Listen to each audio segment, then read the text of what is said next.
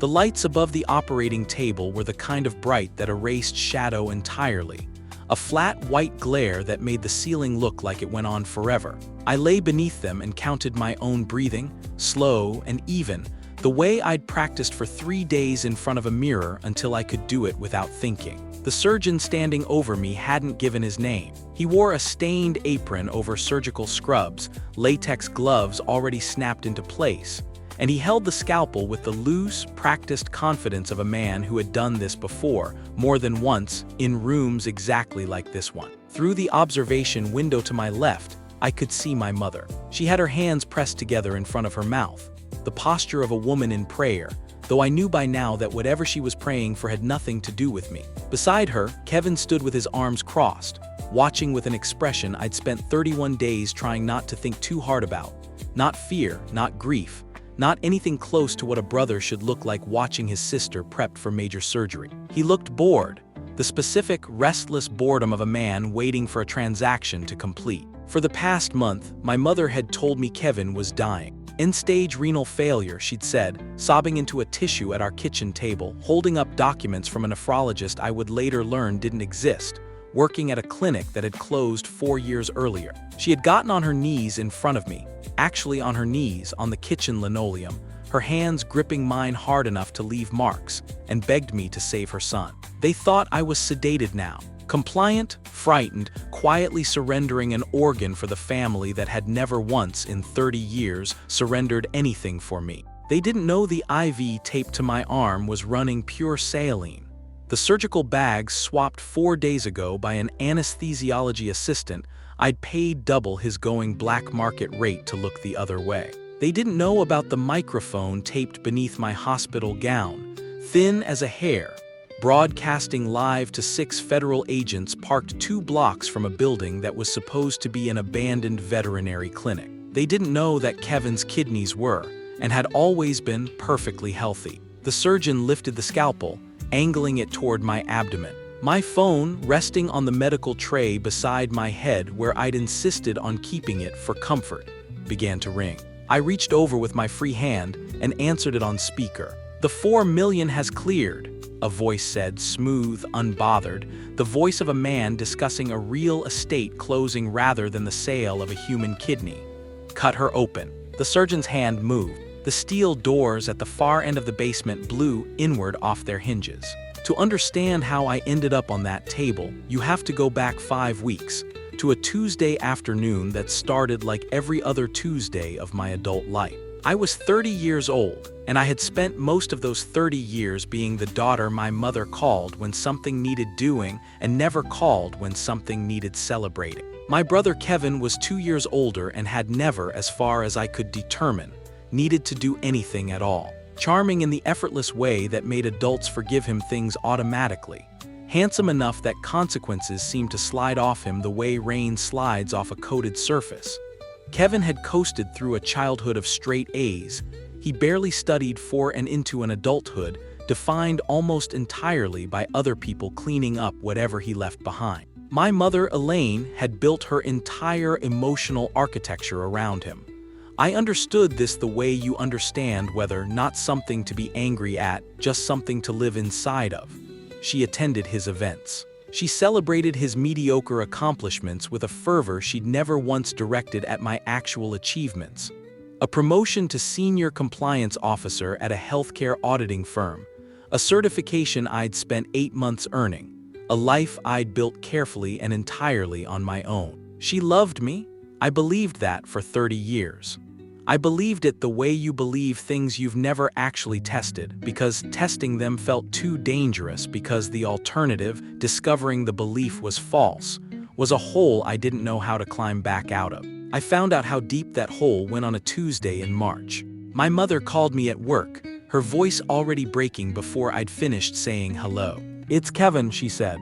"Maya, it's Kevin, he's in the hospital. They're saying his kidneys are failing. I don't know what to do." I left work within the hour. I found her in a hospital waiting room I didn't recognize. "Not our usual hospital," she explained through tears. A specialist's office Kevin's doctor had referred him to, clutching a folder of documents that she thrust into my hands the moment I sat down. Blood work, creatinine levels. A letterhead I didn't recognize from a nephrologist whose credentials I had no reason in that moment to question. End-stage renal failure, she said. They're saying without a transplant he has. Her voice broke entirely. Weeks, Maya, they're saying weeks. I sat with my brother's death sentence in my hands and felt the floor of my life tilt sideways. What do we do? I said. What can we do? My mother looked at me and something in her face shifted. So subtle I didn't catch it then, wouldn't catch it until much later, replaying this exact moment in my memory with the clarity that only comes after betrayal. A calculation. A door opening onto exactly the outcome she'd been steering toward since the phone call. You could be a match, she said. Siblings usually are. The testing happened fast, suspiciously fast, though I didn't have the framework yet to be suspicious of anything. A private lab, not our usual hospital network. Results back within 48 hours instead of the 2 weeks I vaguely remembered from a friend's kidney donation process years earlier. A match compatible in every marker that mattered. My mother wept when she told me, actual tears, her whole body shaking with what felt like relief so enormous it had nowhere else to go. She held my face in both hands. You're saving your brother's life, she said.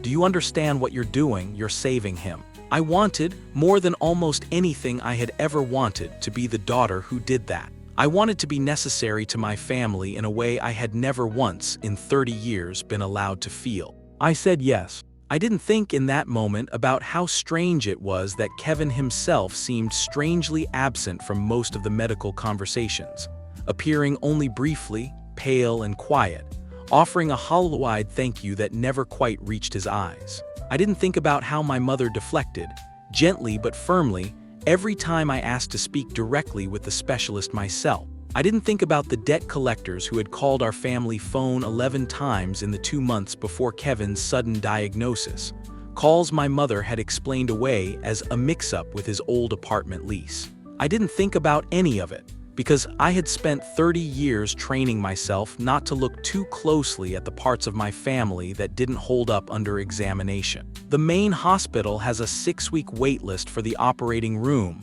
my mother told me, 10 days before the surgery date. Kevin doesn't have 6 weeks. There's a private clinic, very reputable, very discreet. They specialize in exactly this kind of urgent transplant. It's a bit unconventional, but the surgeon is excellent. We just need to travel for it. I didn't ask why a reputable, excellent surgeon operated out of an unlisted private clinic instead of a hospital. I packed a bag. I said goodbye to my apartment like I might not see it again for a while, because major surgery does that to a person, makes them sentimental about ordinary things. And I drove to my mother's house the night before we were scheduled to leave, planning to sleep there so we could travel together in the morning. I arrived 4 hours earlier than I told her I would. The house was quiet when I let myself in with my key. My mother's car was in the driveway, the kitchen light was on. I heard her voice before I saw her, coming from the study down the hall, low and businesslike in a register. I had genuinely never once heard her use in 30 years of being her daughter. 4 million is the agreed number, she was saying. The buyers already wired the deposit, we just need confirmation on timing for the harvest. I stopped in the hallway. I did not breathe. Kevin's debt clears the moment the transfer completes, she continued. And there's enough left over for the villa. I told you she's perfectly healthy. Better than perfectly healthy, she's been getting physicals every year for that compliance job of hers. The surgeon won't have any complications to worry about. I stood very still in my mother's hallway, 30 years old, 10 hours from a surgery I had agreed to out of love for a brother who was not, and had never been, dying. And I listened to my own mother sell my body like livestock. I don't remember walking back to my car. I remember sitting in the driver's seat, engine off, hands on the wheel at 10 and 2 like I was about to drive somewhere, and staring through the windshield at my mother's kitchen window, lit warm and yellow against the dark. The same window I had looked at 10,000 times across 30 years of birthdays and holidays and ordinary Tuesday dinners. $4 million. I made myself say it out loud once quietly in the empty car, because some part of me needed to hear the words in my own voice to believe they had actually been said in that house. "She's selling my kidney."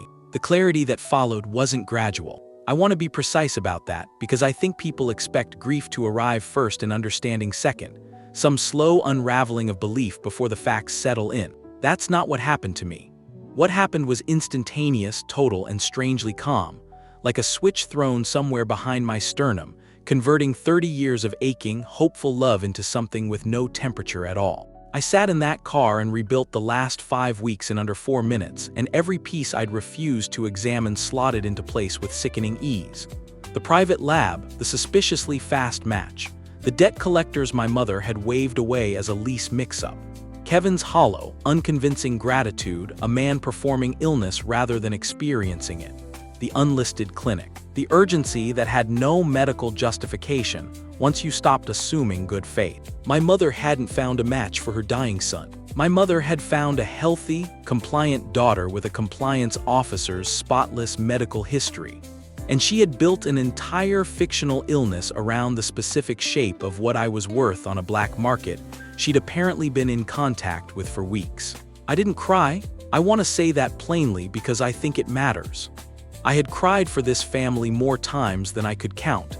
At every holiday I'd spent making excuses for Kevin's absence, every achievement of my own that went unmentioned at the dinner table, every time my mother's praise landed somewhere other than on me. I had no tears left over for the discovery that the love I'd spent 30 years trying to earn had never actually been real. What I had instead was a plan forming with a speed that frightened even me. I opened the voice memo app on my phone. I had 11 minutes and 40 seconds of my mother's voice, recorded through the thin wall of a hallway, discussing my body like inventory. I drove 3 blocks away from the house before I made the call. The woman who answered the FBI's tip line transferred me twice before I reached someone who understood, within the first 90 seconds of listening to my recording, exactly what she was hearing. Special Agent Dana Reyes worked organ trafficking cases for a joint federal task force that, as she explained to me over the following 2 hours in a diner parking lot 40 minutes from my mother's house,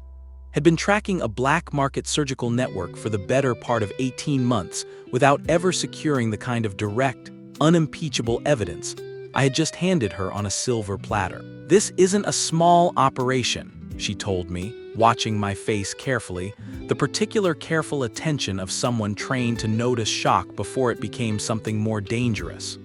"The broker on that recording, if it's who I think it is, has moved dozens of organs internationally. Wealthy buyers, desperate donors, or trafficked ones, surgeons who lost their licenses for exactly this kind of work and found a more profitable practice underground." She paused. "Your mother isn't a bystander in this, she's a supplier." "I know what she is," I said. Agent Reyes studied me for a long moment. "We're going to need you to keep pretending you don't." I understood, even before she explained the full shape of it, what she was asking. The recording alone would eventually build a case, conspiracy, at minimum, possibly enough for an indictment. But it wouldn't catch the surgeon in the act. It wouldn't catch the broker's financial transaction clearing in real time, the exact evidence that would turn a strong case into an unbeatable one. It wouldn't dismantle a trafficking network that had, according to Reyes, likely claimed other victims less fortunate than I currently was. Donors with no family to notice. No compliance jobs worth of medical records. No 11 minutes and 40 seconds of accidentally overheard proof. "You want me to go through with it," I said. "Get on that table. I want you to let us get close enough to stop it before anything happens to you," Reyes said. "You'd be wearing a wire the entire time. We'd have a tactical team within 2 minutes of the location at every point in the process. Nothing happens to you, Maya, I promise you that. But I need you to understand I can't promise it without your help." I thought about the other donors, the ones with no one listening at a hallway door, no one to record 11 minutes of a mother's voice discussing a price. "Tell me what I need to do," I said. The plan required 4 weeks of performance more demanding than anything I had done in 30 years of managing my family's feelings around my own. I went home. I told my mother I'd fallen asleep in my car outside, jet-lagged with nerves about the surgery, an explanation flimsy enough that a version of me from a month earlier would have questioned it, but which she accepted without hesitation, because she had never once needed to examine me too closely to believe whatever story made her own life easier. I let her hold my face in both hands again. I let her tell me, one more time, that I was saving my brother's life. I made myself say thank you when Kevin offered his hollow gratitude, and I watched his eyes while I said it, cataloging, the way I imagined Agent Reyes might, every flicker of boredom he failed to fully suppress. The FBI moved fast once the target was confirmed. The broker on the recording was identified within 9 days. A man operating under multiple aliases, tied through financial forensics to at least 6 prior organ sales across 3 countries, currently brokering what he believed to be a straightforward domestic transaction with a desperate, willing family. The clinic itself, once agents began surveillance, turned out to be exactly what I'd have guessed if I'd let myself guess anything. An abandoned veterinary practice, retrofitted with stolen or gray market surgical equipment, chosen specifically for its isolation and the plausible cover story of unconventional but reputable. 4 days before the scheduled surgery, Agent Reyes fitted me with the wire myself, in the back of an unmarked van 2 blocks from my apartment, her hands steady and clinical as she taped the microphone beneath my collarbone. "This will broadcast live," she said. "We'll have 6 agents on the audio feed at all times, plus a tactical team staged within 2 minutes of the clinic once we confirm the location. If at any point you say the word complicated, just that word in any sentence, we move immediately. Do you understand?" "Complicated," I repeated. "That's your exit. Use it if anything feels wrong, even if you can't articulate why." I nodded. I didn't tell her that I had spent 30 years learning to override exactly that instinct, the one that said something felt wrong, in service of keeping my family comfortable. I didn't tell her that the hardest part of the next 4 days wasn't going to be the fear. It was going to be walking back into that house and letting my mother believe, one more time, that I still loved her enough to die for her son. The anesthesiology assistant was the second piece of the plan, arranged through channels Agent Reyes wouldn't fully explain to me. An existing federal informant already embedded loosely on the periphery of the trafficking network, willing to swap my surgical IV bags for a price I paid myself, in cash, the week before, understanding that $4 million changes what people are willing to risk in both directions. "Saline," he told me in a parking garage, sliding a sealed bag across the console of his car. "Visually identical to the sedation cocktail. You'll act sedated. No one in that room is going to be checking your vitals closely enough to know the difference until it's far too late for them to do anything about it. And if they check, they won't. These operations move fast, and they move on trust between criminals who have done this before. Nobody in that room is expecting the donor to be the dangerous one." I thought about that phrase for 4 days leading up to the surgery. The dangerous one. 30 years of being the daughter no one paid close attention to, and it turned out that particular invisibility was the exact weapon I needed. My mother drove me to the clinic herself, 3 days after Agent Reyes fitted the wire, Kevin silent in the back seat, his phone in his hand the entire ride, texting someone I now understood with total clarity was not a doctor's office confirming appointment details. "You're so brave," my mother said, reaching back to squeeze my hand at a red light. "Kevin's so lucky to have a sister like you." I looked at her profile against the passenger window, 30 years of her face, and felt absolutely nothing where love used to sit. "I love him," I said. "I'd do anything for this family." She smiled, satisfied, and turned back to the road, and somewhere 2 blocks behind us, I knew, an unmarked federal vehicle was maintaining exact, careful distance. 6 agents listening to every word through a microphone taped beneath my collarbone, waiting for the moment the scalpel would come close enough to end this, and not 1 second sooner. They laid me on the table at 6:40 in the morning, in a basement that smelled of bleach layered over something older and less clean underneath it. And I let my eyes go soft and heavy the way I'd practiced, let my head loll slightly against the paper covering the table. A woman drifting under sedation that was, in reality, nothing more than saline and my own carefully rationed breath. Through the observation window, I could see my mother and Kevin. They weren't holding hands. They weren't clutching each other in the theatrical grief I'd watched my mother perform at our kitchen table 5 weeks earlier. My mother stood with her arms crossed, watching the prep with the alert, practical attention of a woman monitoring an investment.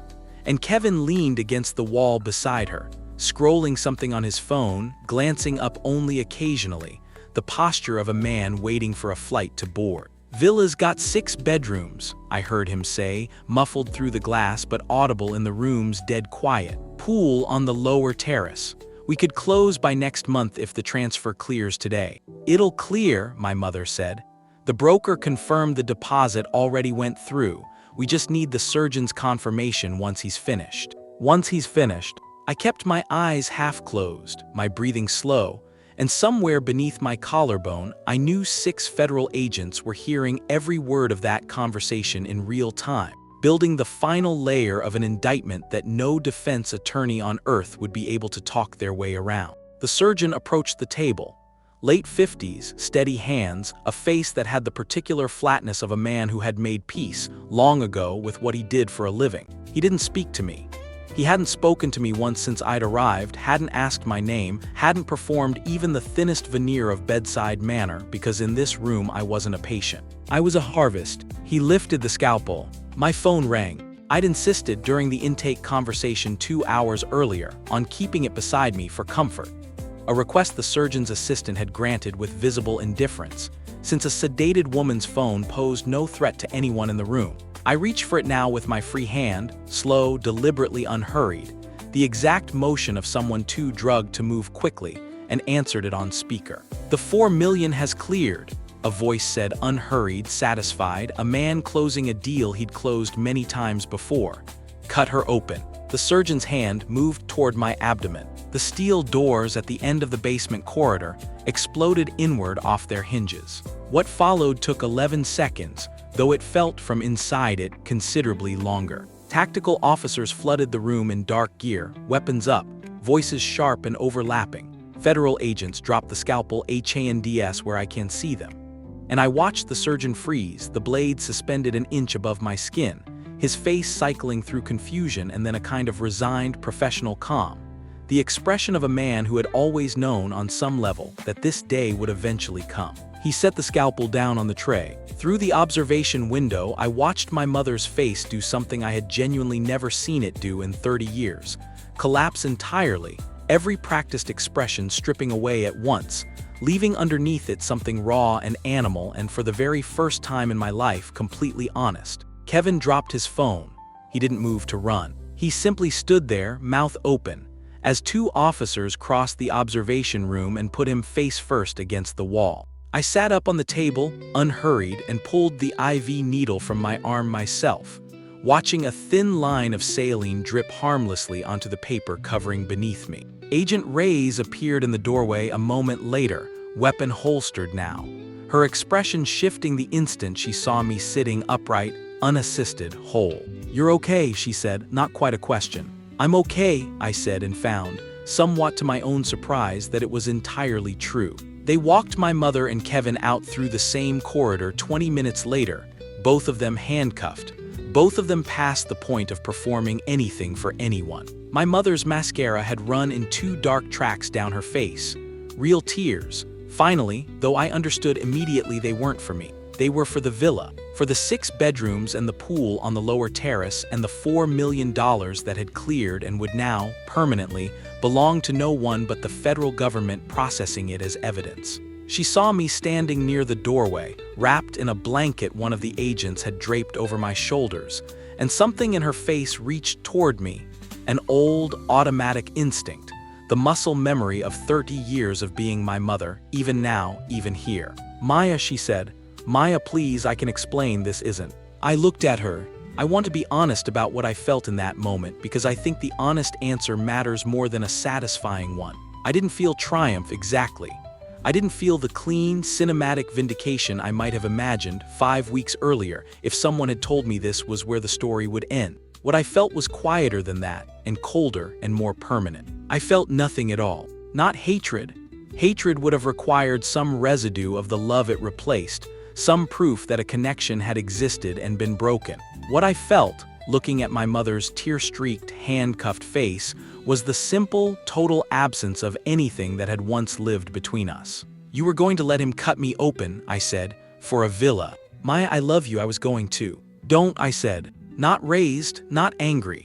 Just final, the way you close a door that was never going to open again either way. I turned and walked toward the ambulance waiting outside, past Kevin, who didn't even attempt to speak to me. His eyes fixed somewhere on the middle distance, already calculating, I imagined, some version of a plea deal that would never come close to matching what he'd actually done. Outside, the morning air was cold and ordinary and entirely unremarkable. The kind of air that didn't know or care what had almost happened 40 feet below it. And I stood on the cracked asphalt of the parking lot in a blanket and a hospital gown, and breathed it in, slowly, deliberately, the way I had practiced breathing for 4 days that had felt, at the time, like they might be my last. They weren't. I was 30 years old, and for the first time in as long as I could remember, no one on earth had any claim on my body, my loyalty, or my love that I hadn't chosen to give them myself. I got into the ambulance. I didn't look back at the building. There was nothing left in it worth looking at.